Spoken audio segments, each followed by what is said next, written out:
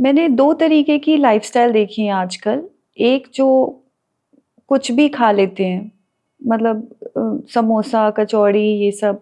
दूसरा है जो थोड़ी-सी यंगर जनरेशन है जो जिम-विम जा रहे हैं, पर अब उन्हें लगता है कि कोलेस्ट्रॉल एकदम बुरा है तो ऑयल नहीं खाओ और बिल्कुल रॉ सैलड्स खाओ, कार्बोहाइड्रेट्स बहुत बुरे होते हैं। थैंकफुली उन्हें लगता है शुगर भी खराब है, पर शुगर कितने एक्सटेंट तक खराब है वो भी अभी रियलाइज़ नहीं होता है। तो जैसे आपने अभी कहा कि cholesterol is very essential, so there is bad cholesterol and there is good cholesterol. जी। पहले तो ये मिसनोमर है bad and good cholesterol. In fact जैसे बताया कि cholesterol very essential nutrient of the body.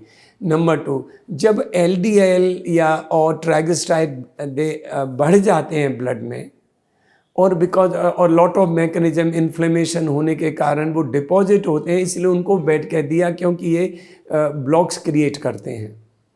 और जो एच डी एल है, हाई डेंसिटी लाइपोप्रोटीन कोलेस्ट्रॉल है, उसका काम है कि वो कोलेस्ट्रॉल को पेरिफेरल टिश्यू से लेकर के लिवर में लाती है, जिससे कि वहाँ वो मेटाबोलाइज हो जाए और बॉडी से एक्सक्रीट हो जाए। तो इसलिए उसको अच्छा कह देते हैं, but actually both cholesterols are important, both are good and they have their very specific function. Like hormones बनते हैं उनसे, सेल वॉल बनती है, फॉस्फोलिपिड बनते हैं, बहुत ही इम्पोर्टेंट लाइफ के एंजाइम्स बनते हैं और उनसे ही लाइफ चलती है। तो इसलिए जब उनकी अमाउंट बढ़ जाती है तो हम उनको बैड या गुड कोलेस्ट्रॉल कहते हैं। Otherwise no cholesterol is bad in that sense. तो जैसे कोलेस्ट्रॉल का बैलेंस रखना चाहिए आप कह रहे हैं एलडीएल और एचडीएल का, करेक्ट? जी। तो अच्छा मतलब आपने बोला गुड एंड बैड नहीं है, तो HDL is how would you आप क्या कहेंगे? एचडीएल क्या है और एलडीएल क्या है? देखिए, एच डी एल एक वो फ्रैक्शन है वे कोलेस्ट्रॉल का जो आपको हार्ट अटैक डिजीज़ या एथरोस्क्लेरोसिस से प्रोटेक्शन देता है। वो उसको फैट को, या डिफरेंट फैट है, एलडीएल है और ट्राइग्लिसराइड है और लाइपोप्रोटीन ए है, इनको ब्लड वेसल्स में डिपॉजिट होने से रोकता है और उसको मेटाबोलाइज करा करके बॉडी से एक्सक्रीट कराता है। तो इसलिए इसको it is beneficial for body अगर ये हाई अमाउंट में है। और इसको बढ़ाने के लिए भी सैचुरेटेड फैट चाहिए अगर इसको बढ़ाना है, क्योंकि इसका सिंथेसिस भी सैचुरेटेड फैट से ही होता है। ऐसे ही एलडीएल और ट्राइग्लिसराइड उनका इम्पोर्टेंस है बॉडी में, लेकिन अगर वो एक लेवल से ज़्यादा बढ़ने लगते हैं तो वो बॉडी में डिपॉजिट होने लगते हैं। उनसे एथरोमा होता है, एथरोस्क्लेरोसिस होती है, चाहे वो ब्रेन में हो, हार्ट में हो और ब्लड वेसल्स में हो। इसलिए वो बॉडी के लिए एक स्टेज के बाद में, एक लेवल के बाद में बॉडी के लिए हार्मफुल हो जाते हैं।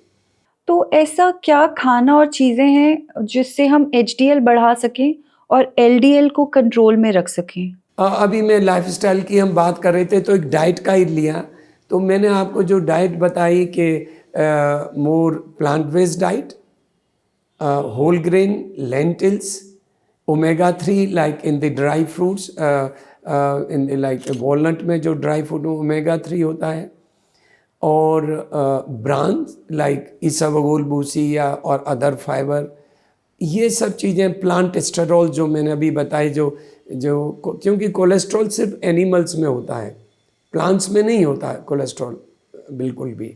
उनको प्लांट स्टेरॉल कहते हैं, जो उनकी जो फैट होती हैं, तो वो ओमेगा-3 और ये बॉडी के लिए लाभदायक हैं, तो इनको लेना चाहिए। दूसरा, आप एचडीएल बढ़ाने का एक और तरीका है कि आप डेली रेगुलर एक्सरसाइज करें, अच्छा। एल्कोहल न लें। स्मोक मेनली एचडीएल को कम करता है। Smoking? One of the most dangerous for reduction for HDL. जी। तो अगर ये लाइफस्टाइल और रेगुलर एक्सरसाइज करेंगे तो एचडीएल बढ़ेगा और ये एलडीएल को कम करेंगे, ट्राइग्लिसराइड्स को कम करेंगे। तो रेगुलर एक्सरसाइज में सर थोड़ा बताइए कि किस टाइप का एक्सरसाइज, ऐसा एक्सरसाइज जो सब कर सकते हैं या सबको करना चाहिए? क्योंकि आजकल हाई इंटरवल ट्रेनिंग है, मैराथन रनिंग है, योगा भी बोलते हैं लोग, पर बहुत सारे हैं, बहुत कन्फ्यूजन होता है। जी, ये तो आपने बहुत अच्छा सवाल पूछा और आपने सुना होगा कि लोग टीएमटी के करते दौरान ही उनकी डेथ हो गई, हार्ट अटैक हो गया। तो all exercise just not good for heart और बॉडी। तो 3 तरह की एक्सरसाइज मैं हार्ट के पेशेंट्स के लिए आज सभी के लिए कहूँगा। एक तो इंडोरेंस एक्सरसाइजेस। तो इंडोरेंस एक्सरसाइज में आपने वॉकिंग कर ली, आपने कार्डियो किया, कार्डियो एक्सरसाइजेस और ये किया। Number 2 resistance exercises.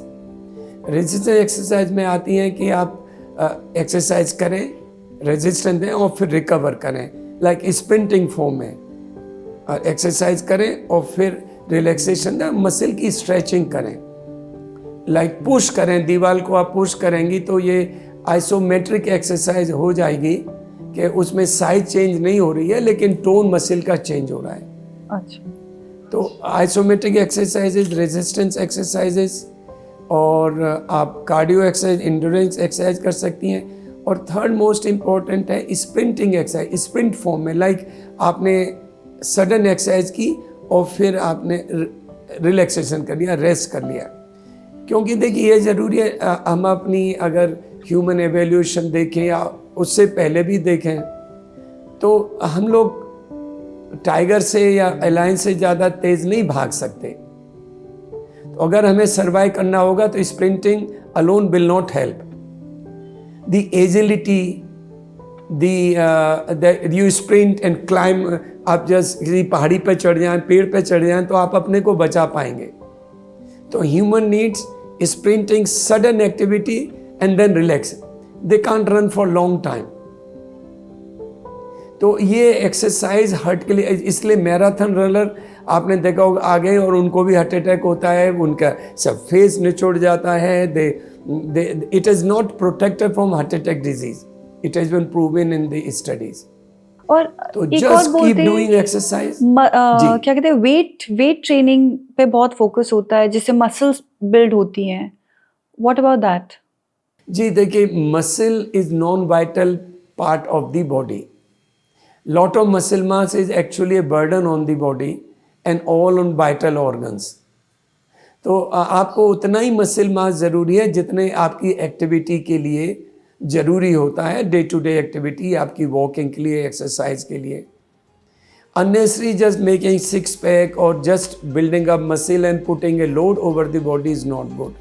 It is actually taking all the nutrient जो बॉडी के लिए, ब्रेन, हार्ट, लंग, उनके लिए ये सारे ऑर्गन फिर डिप्राइव हो रहे हैं। तो इसी से फिर मुझे याद आती है प्रोटीन शेक की।